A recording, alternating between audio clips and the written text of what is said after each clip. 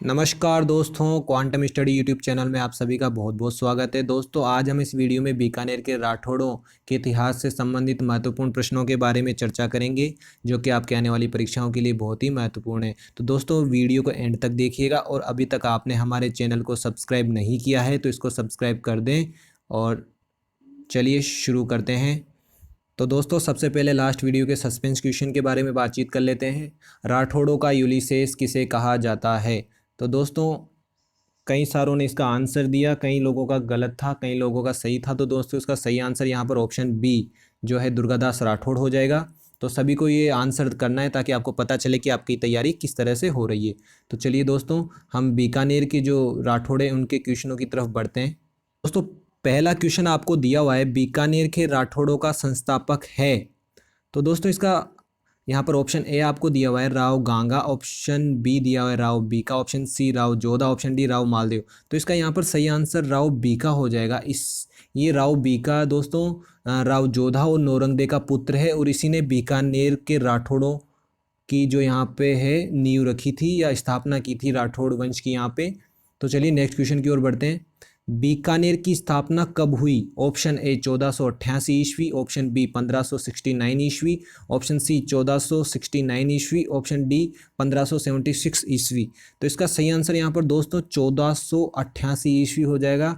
यहाँ पर बीकानेर की स्थापना 1488 ईस्वी को हुई और राव बीका ने राती घाटी नामक स्थान पर जो है ये बीकानेर की स्थापना की थी। तो चलिए नेक्स्ट क्वेश्चन की ओर बढ़ते हैं। आपका क्वेश्चन है 33 करोड़ देवी देवताओं का मंदिर कहाँ स्थित है? दोस्तों, ऑप्शन ए है Bikaner, option B Barmer, option C Jodhpur, option D Jaisalmer. तो दोस्तों, यहाँ पर इसका सही आंसर हो जाएगा बीकानेर। बीकानेर में जूनागढ़ है, वहाँ पर जो है 33 करोड़ देवी देवताओं का मंदिर स्थित है। और यहीं पे दोस्तों हेरम्ब या सिंह पर सवार जो गणेश मंदिर है वो जूनागढ़ बीकानेर वहीं पे ये स्थित है। तो चलिए आगे बढ़ते हैं। किसके काल में बीकानेर में उस्ता कला का प्रारंभ हुआ? तो दोस्तों, यहाँ पर ऑप्शन ए दिया हुआ है आपको महाराजा Surat Singh, option B Maharaja Anup Singh, option C Maharaja Ganga Singh, option D महाराजा सरदार सिंह। तो दोस्तों, इसका सही आंसर यहाँ पर हो जाएगा महाराजा अनूप सिंह। इनके काल में जो है बीकानेर में उस्ता कला का विकास प्रारंभ हुआ। और दोस्तों, आपकी जानकारी के लिए बता दें, उस्ता कला ऊँट के ऊपर जो कलाकारी की जाती है उसको उस्ता कला कहा जाता है दोस्तों। तो चलिए आगे बढ़ते हैं। किस शासक को केसर ए हिंद की उपाधि दी गई? Option A Maharaja Sardar Singh, option B Maharaja Anup Singh, option C Maharaja Ganga Singh, option D कोई नहीं। तो दोस्तों, इसका सही आंसर यहाँ पर हो जाएगा केसर ए हिंद की उपाधि दी गई थी महाराजा गंगा सिंह को। तो इसका सही आंसर ऑप्शन सी हो जाएगा। अगला क्वेश्चन है आपका, बीकानेर चित्रशैली का स्वर्णकाल किसके शासनकाल को कहा जाता है? Option A Maharaja Anup Singh, option B Maharaja Surat Singh, option C Maharaja Sardar Singh, option D कोई नहीं। तो दोस्तों, बीकानेर चित्रशैली का जो स्वर्णकाल है वो महाराजा अनूप सिंह के काल को कहा जाता है। यहाँ पे इनके काल में जो है चित्रशैली का सबसे ज़्यादा जो विकास हुआ था बीकानेर में वो इन्हीं के काल में हुआ था। अगला क्वेश्चन है आपका, लालगढ़ पैलेस कहाँ स्थित है? दोस्तों, ऑप्शन ए दिया हुआ है आपको Barmer, option B Bikaner, option C Jaipur, option D Jodhpur. तो दोस्तों, इसका सही आंसर यहाँ पर बीकानेर हो जाएगा। और गंगा सिंह जो थे उन्होंने अपने पिता लाल सिंह की स्मृति में जो है लालगढ़ पैलेस का निर्माण करवाया था। और दोस्तों, तो इसका सही आंसर हो जाएगा ऑप्शन बी। चलिए नेक्स्ट क्वेश्चन की ओर बढ़ते हैं। ईस्ट इंडिया कंपनी के साथ संधि करने वाला बीकानेर का शासक कौन है? तो ऑप्शन ए दिया आपको महाराजा Surat Singh, option B Maharaja Anup Singh, option C Maharaja Ganga Singh, option D कोई नहीं। तो दोस्तों, जो ईस्ट इंडिया कंपनी है उसके साथ जो सबसे पहले संधि की थी वो महाराजा सूरत सिंह ने की थी। और दोस्तों, ये संधि उसने 1818 ईस्वी के अंदर की थी। 1818 ईस्वी के अंदर उसने ये संधि की थी। चलिए नेक्स्ट क्वेश्चन की ओर बढ़ते हैं। गोलमेज सम्मेलन कहाँ आयोजित हुआ?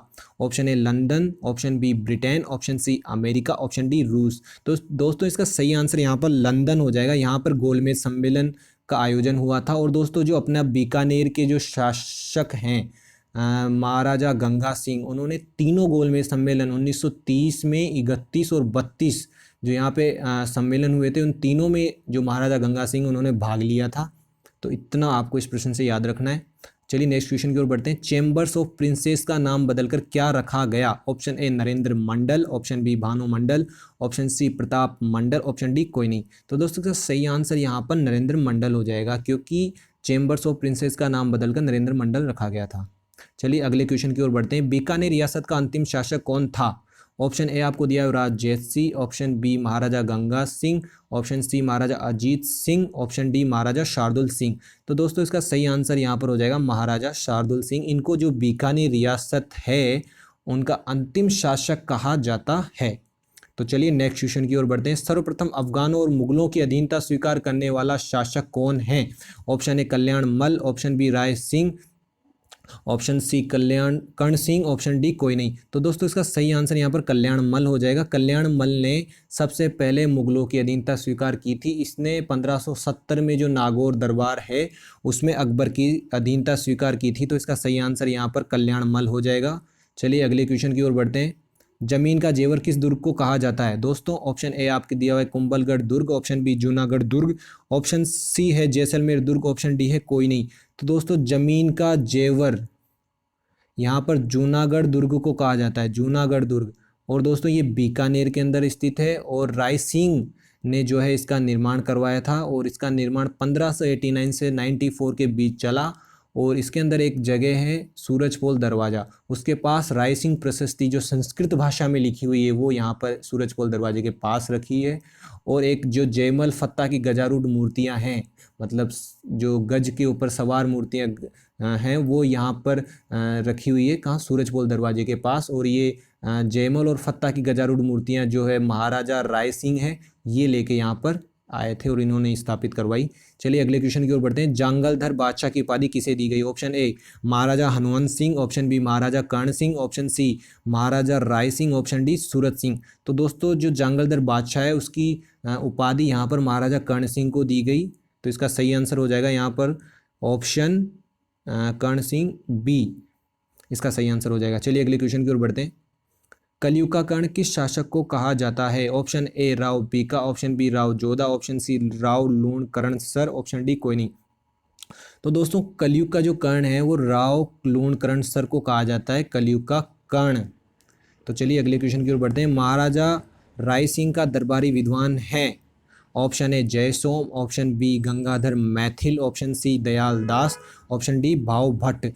तो दोस्तों इसका सही आंसर यहाँ पर जय सोम हो जाएगा। जय सोम जो है वो हमारे महाराजा राय सिंह हैं, उनके जो दरबारी विद्वान थे। और इनकी एक रचना करमचंद वंशोत कीर्तनम काव्यम इनकी एक रचना है, इसको भी आपको याद रखना है, आपके एग्जाम में पूछी जा सकती है इनकी रचना। और जो ऑप्शन बी आपको दिया हुआ है गंगाधर मैथिल, ये जो गंगाधर मैथिल है महाराजा कर्ण सिंह जो है उनके दरबारी विद्वान थे। और जो दयाल दास हैं ये आपके जो महाराजा रतन सिंह हैं उनके जो दरबारी विद्वान थे। और ये ऑप्शन डी भाव भट्ट ये है महाराजा अनूप सिंह के दरबारी विद्वान। तो इतना आपको ये प्रश्न से याद रखना है। तो चलिए अगले क्वेश्चन की ओर बढ़ते हैं।